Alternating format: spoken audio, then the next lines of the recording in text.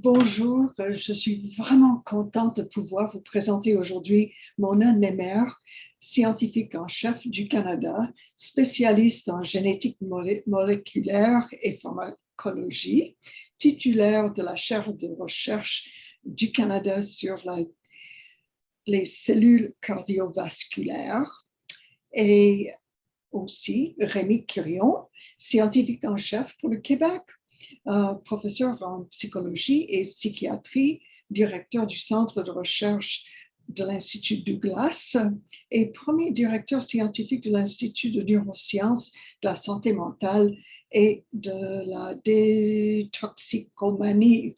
Et alors, moi, je pense qu'on a une combinaison de tonnerre. On a le cœur et la tête. Alors, on va avoir une discussion passionnante et passionnée sur le sujet de la jeunesse et la science. Et la motivation de cette conversation, c'était un sondage qu'avaient fait l'ACFAS et la FCI ensemble sur les jeunes et leur attitude vers la science.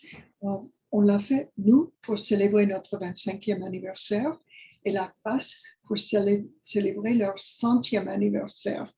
Alors, c'est un beau moment et on est vraiment honoré de votre présence et de votre participation. Et pour commencer, je crois qu'on est tous d'accord que les jeunes sont formidables. On a une génération qui croit dans l'environnement, dans la santé, dans les grands projets mondiaux. Une génération qui croit plus ou moins dans la science. Mais c'est aussi une génération qui va hériter de beaucoup de problèmes. Comment est-ce qu'on encourage une génération qui a les yeux grands ouverts vers l'avenir, mais qui comprennent le poids de ce qui les attend? Alors, vous n'avez pas besoin de répondre tous deux en même temps. Mona, vas-y. Je trouve qu'il ne faut pas trop leur mettre sur les épaules déjà. C'est sûr qu'ils héritent d'un certain nombre de défis planétaires, mais à mon avis, chaque génération a aussi eu son lot de complexité, puis finalement de défis à relever.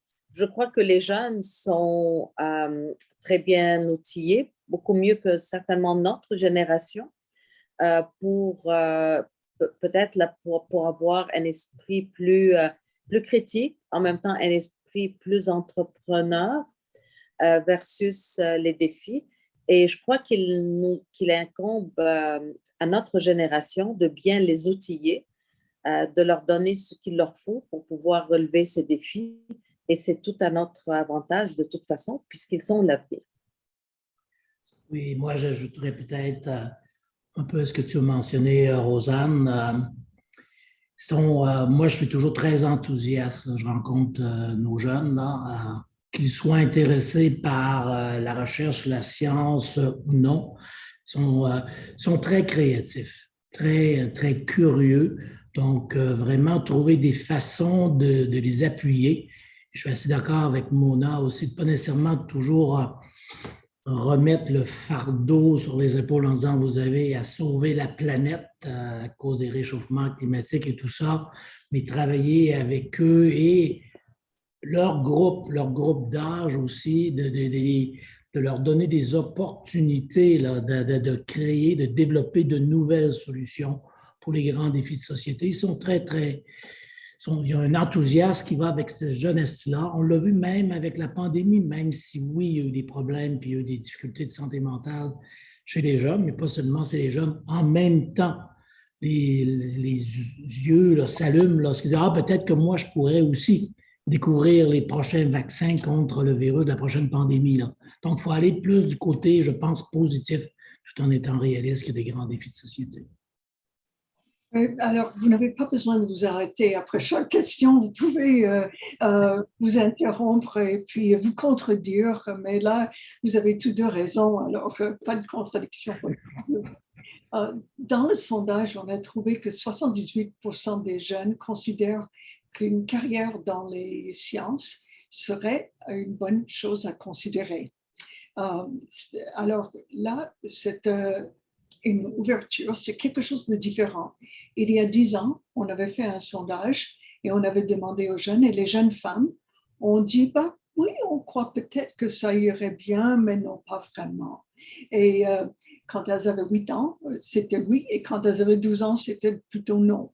Et là, les choses ont changé, je crois, avec les camps de codage et les encouragements des femmes en sciences. Maintenant, les jeunes femmes et les jeunes garçons veulent tous faire la science. Alors, comment est-ce qu'on peut profiter de ce sentiment et s'assurer du fait qu'ils vont réaliser ce potentiel pour la société?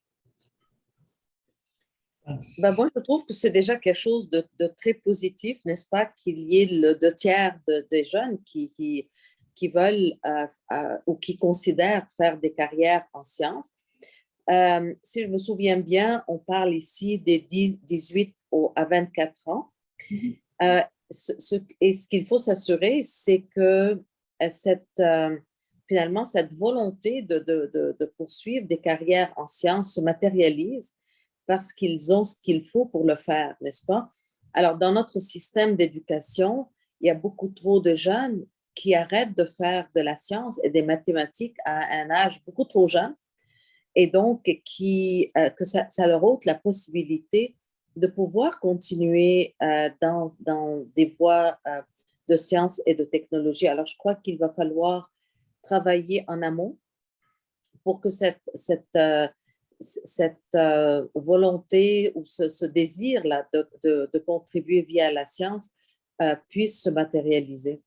La deuxième chose aussi que je note, c'est que souvent, les jeunes veulent aller dans des carrières scientifiques, mais ils sont influencés par leurs parents qui leur disent « Oh, je ne sais pas ce que tu vas pouvoir faire avec un diplôme en biologie ou en mathématiques, etc. » Et là aussi, je crois qu'on a un travail collectivement à faire, et certainement avec les institutions académiques, les universités, les collèges, pour montrer vraiment tout l'éventail des carrières qu'on peut avoir quand on a fait de la science. Ce n'est pas juste une question d'être avec un sarrau blanc et dans un laboratoire, là, mais qu'il y a vraiment une panoplie de diversité dans tous les milieux qu'on peut exercer.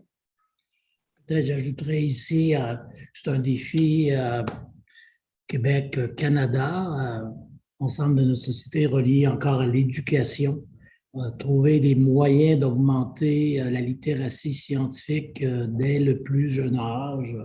On doit modifier jusqu'à un certain point nos systèmes d'éducation pour s'assurer que nos enseignants au primaire et au secondaire sont mieux outillés aussi pour parler de recherche, pour parler de science. Et ça va aider encore à s'assurer qu'il y a de plus en plus de jeunes qui pensent à faire des carrières en recherche en sciences. Par la suite, comme disait Mona, aussi de faire connaître aux parents, faire connaître aux jeunes aussi tout l'éventail de carrières possibles jusqu'à créer son propre l'emploi, à devenir entrepreneur, créer des petites et moyennes entreprises qui peuvent grandir et devenir des leaders dans leur domaine à l'échelle nationale et internationale. Je pense peut-être avoir plus de modèles plus visibles dans notre société. Là. Et ça, je pense qu'il y a beaucoup de mauvais côtés, encore une fois, de la pandémie, mais il y a eu quand même un bon. La science a été beaucoup plus présente sur la place publique, ce qui fait que on n'est pas aussi connu peut-être que les joueurs de hockey, mais quand même, on a progressé au cours des 2 dernières années. Oui, c'est vrai qu'on a progressé, mais je pense qu'il va falloir aussi qu'on fasse progresser notre façon d'apprendre finalement, de vivre la science, parce que il n'y a aucune raison, je veux dire, comme tu viens de dire, les gens sont intéressés par la science pour résoudre des problèmes, que ce soit des problèmes de santé, des problèmes d'environnement, des problèmes importants de société, quoi. Mais enseigner la science en faisant juste du par cœur, au lieu d'enseigner via finalement les problèmes et les études de cas, comme on fait même dans l'enseignement de la médecine, de la pharmacie et même des affaires. Je crois qu'il y a aussi quelque chose d'intéressant à regarder de ce côté-là. Et peut-être un petit exemple, il y en a plein d'autres, certains, mais le programme qu'on a mis sur pied il y a quelques années maintenant, le programme Engagement, c'est vraiment de la science citoyenne, de la science participative. Et là, c'est des jeunes et des moins jeunes qui font des propositions de projets de recherche. Nous, on les met en lien avec des chercheurs, des étudiants chercheurs, et finalement, ils construisent ensemble un projet de recherche. Et l'objectif ici, pas nécessairement le résultat de ce projet de recherche-là, mais plutôt de mieux comprendre, de se familiariser là, à la méthode scientifique, à l'approche scientifique qu'on bâtit la science un peu une petite brique à chaque semaine, là, et d'intéresser de cette façon-là aussi, d'intéresser les jeunes et les moins jeunes à participer à la science un peu partout au Canada. Là. Et du côté de l'environnement, il y a beaucoup d'opportunités de ce côté-là. Il y a beaucoup d'opportunités dans le secteur de la santé aussi, bien sûr. Est-ce que vous pensez que la pandémie qui a fermé un peu les laboratoires, qui a empêché les jeunes d'avoir des expériences dans les laboratoires, va avoir un mauvais effet pour la génération qui se forme actuellement? Ça peut-être ralenti un peu, mais je pas certain que c'est avoir des effets à très, très long terme. Ceux qui étaient vraiment dans le cœur de leur doctorat, par exemple, peut-être que oui, mais on a essayé aussi d'offrir des outils, là, de leur prolonger les bourses, des choses comme ça, pour qu'il y ait d'impact le plus limité possible. Il y a eu plutôt des défis du côté de la santé mentale, là, où là, il y a eu vraiment beaucoup d'anxiété, de stress causé par la pandémie. Il faut trouver des façons de les aider, ces étudiants-là, là, de différents groupes d'âge. Et ça se met en place. On a peut-être été un peu lent. Moi, je parle du Québec ici, là, pour mettre ça en place aussi, l'appui du côté santé mentale, service de santé mentale pour les jeunes. Ça a été lent à mettre en place là, dans notre société ici au Québec. C'est-à-dire, c'est sûr que la pandémie a des effets pervers. On va juste espérer que c'est transitoire. Du point de vue de l'enseignement, il y a quand même eu des choses, des développements intéressants, par exemple du côté de l'enseignement en ligne, qui maintenant peut-être amener à un changement de paradigme où peut-être il y a une partie des cours qu'on donne en ligne et on libère le temps des professeurs et des étudiants pour des activités qui sont plus intéressantes, comme la participation à la recherche, la participation à résoudre des problèmes, à des discussions de groupe, etc. Alors, je crois que dans l'exercice de voir finalement les bons et les mauvais côtés de la pandémie, il y a peut-être des choses à garder et des choses qui vont nous aider à améliorer l'apprentissage de la science et aussi au-delà. Soit dit en passant, aussi, je veux dire, apprendre la science ou avoir une formation scientifique n'est pas sine qua non d'avoir une carrière en sciences. Hein. Juste parce qu'on a fait des études de droit, ça ne nous amène pas forcément à ouvrir un bureau d'avocat. Il y a des avocats un peu partout, puis ça devrait être la même chose pour les formations scientifiques et technologiques. Donc, ça prépare à une certaine formation d'esprit, ça prépare à une certaine démarche, et je crois que tout ça est à l'avantage des gens, puisque dans la vie, on a vraiment la science et la technologie un peu partout autour de nous. Que ce soit pour décider de ce qu'on mange, de quel type d'énergie on veut avoir, de faire finalement la part du vrai et du faux dans les informations qu'on reçoit. Alors, je crois qu'il y a aussi cette contribution à notre bien-être, finalement, en nous outillant de la meilleure façon possible pour pouvoir mieux interpréter les choses qui nous entourent et les informations qu'on reçoit.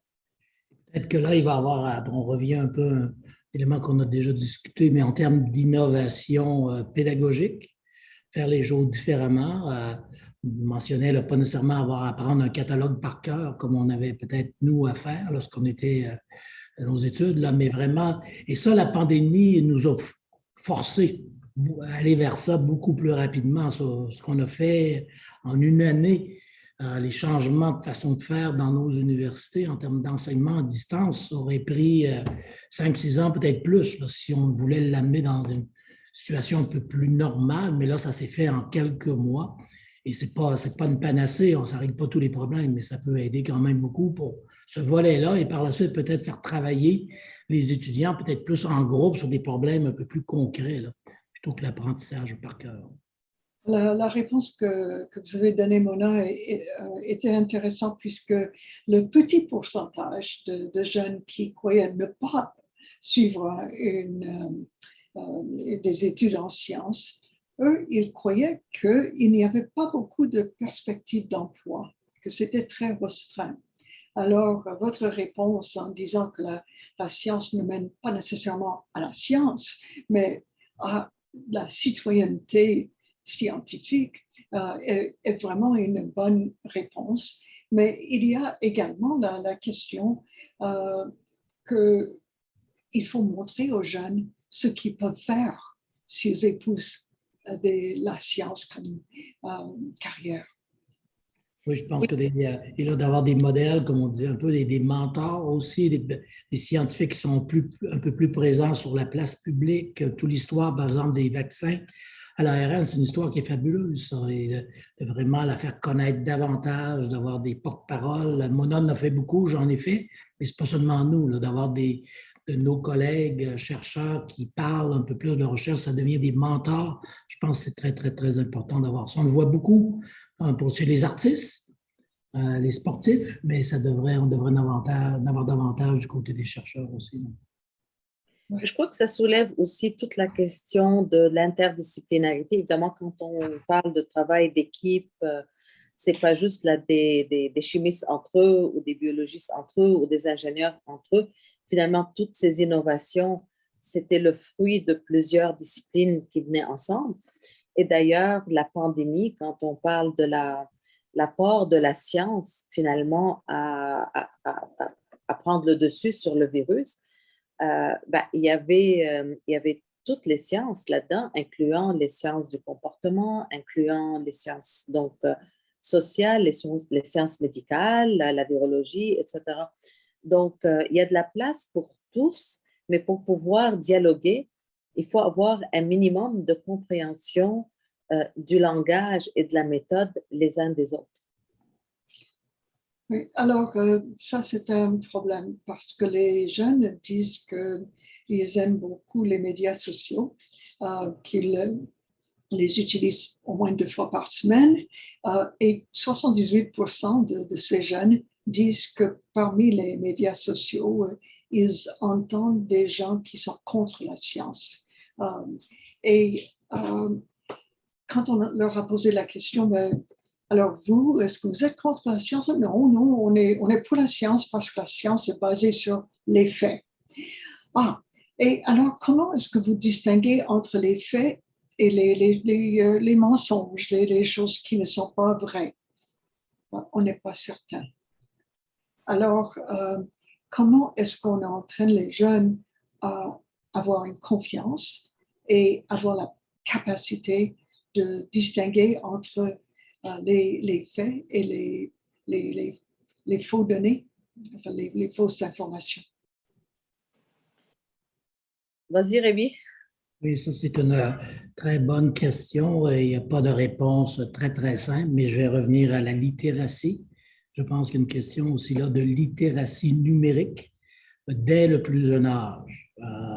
Savoir un peu comment s'est bâti ce genre d'information-là sur les réseaux sociaux, de mieux comprendre, même déjà à l'école primaire, pas aller dans les détails, bien sûr, mais pourquoi ce site-là se retrouve en première puis en deuxième position, et vraiment mieux expliquer tout ça pour que nos jeunes, et les moins jeunes aussi, c'est pas juste les jeunes, qui vraiment disent, OK, là, peut-être que je suis peut-être mieux d'aller voir le site numéro 10 et pas nécessairement le premier ou le deuxième. parce qu'il y a différentes façons d'entraîner tout ça, là. Donc, d'avoir une littératie numérique beaucoup meilleure que ce qu'on a maintenant. Parce que maintenant, on regarde ce qu'on reçoit et on vient dans un cercle vicieux, si on veut, là, entre amis, entre collègues qui contactent, qui vont sur certains sites et finalement, là, l'effet d'entraînement fait que tu te retrouves toujours à Mexico City, là, sans nécessairement vouloir être là. Donc, je pense que vraiment, on va devoir faire des efforts en littératie numérique. Et pour nous, on va devoir aussi avoir moins peur des réseaux sociaux. Hein, parce que des fois, si on veut s'assurer qu'on peut dialoguer avec les plus jeunes, c'est des outils qui ne disparaîtront pas demain matin. Donc, il faut savoir, nous aussi, mieux les utiliser là, pour être capable d'expliquer aux jeunes, faire attention dans différentes situations. Et ces jeunes-là peuvent parler aux jeunes aussi sur les réseaux sociaux. Là. Faites attention, ce site-là, c'est loin d'être confirmé les informations qu'ils véhiculent. Alors, les jeunes aujourd'hui, ils ne regardent même plus Facebook, ils veulent utiliser Snapchat et TikTok. Est-ce que nous, les adultes, un petit peu plus âgés qu'eux, est-ce qu'on doit utiliser ces outils nous-mêmes? Il y a une femme professeure en Colombie-Britannique, Anna Blakeney, qui explique très bien les sciences avec TikTok. C'est une chose, j'ai regardé le film, c'est quelque chose que je ne pourrais jamais faire. D'abord, j'ai 2 pieds gauches et pas un pied droit et un pied gauche, mais elle a le rythme et elle est vraiment coordonnée. Qu'est-ce que vous pensez d'encourager nos jeunes professeurs à essayer d'utiliser les outils que les jeunes utilisent? Ben, moi, je me dis que je veux dire, ce qui est important dans la science, dans la recherche, c'est évidemment de pousser les connaissances, mais aussi de les diffuser. Et puis, à travers les âges, la diffusion de la connaissance a évolué. Elle s'est faite de différentes façons. Au début, il n'y avait même pas les médias écrits, il n'y avait pas les livres, il n'y avait pas n'est-ce pas, tous ces écrits-là. Et puis là, on continue de changer, d'évoluer ou pas. Et si on veut finalement diffuser les connaissances, il faut utiliser les moyens qui rejoignent le public là, à qui on veut diffuser cette connaissance. Donc, a priori, moi, je ne vois pas de problème là-dessus. Je veux juste revenir 1 minute peut-être là sur la littératie scientifique parce que comprendre la méthode scientifique est une partie intégrale et très importante de ceci.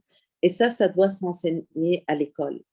Il faut que tout le monde comprenne qu'est-ce que c'est la science, qu'est-ce que ça veut dire la démarche scientifique, l'hypothèse, la vérification des faits, les conclusions, comment on évalue finalement la qualité des preuves, la force des preuves, les explications alternatives, la différence entre les faits finalement et leur interprétation. Alors, je crois que ça, c'est quelque chose qui doit se faire à l'école. Et à partir du moment où on a une génération qui comprend ceci, je crois qu'ils vont pouvoir naviguer tous les médias et ils vont pouvoir poser eux-mêmes les questions, à savoir, est-ce que je suis capable de vérifier cette information ailleurs? Où est-ce qu'elle est sortie? De finalement faire cette auto-évaluation eux autres mêmes et qu'on n'a pas besoin d'être tout le temps derrière eux, alors les prendre par le bras et leur dire non, mais attention, tu as vu ici, c'était pas bon, là, c'était meilleur, etc. Donc, c'est vraiment une question de leur permettre de devenir autonomes dans leur évaluation de la science, des faits et des interprétations des faits. Et pour les jeunes profs et même les moins jeunes, là, moi, je pense que tout simplement pas le choix. Là. Si on veut continuer à communiquer avec les jeunes générations, il faut aller vers les réseaux sociaux. Et peut-être que dans 2-3 ans, il va y avoir un TikTok version 4.0, puis on n'a pas le choix de faire l'apprendre. Il va y avoir un nature TikTok. Oui, c'est ça. Sinon, on va rester en arrière, puis on va être de plus en plus déconnecté. Je pense que j'allais vous demander comment inspirer les jeunes, mais je n'ai pas besoin de poser la question parce que vous deux, vous représentez l'inspiration. Et si on peut vous imiter, l'avenir sera meilleur. Merci beaucoup. Yeah, merci. Thank you.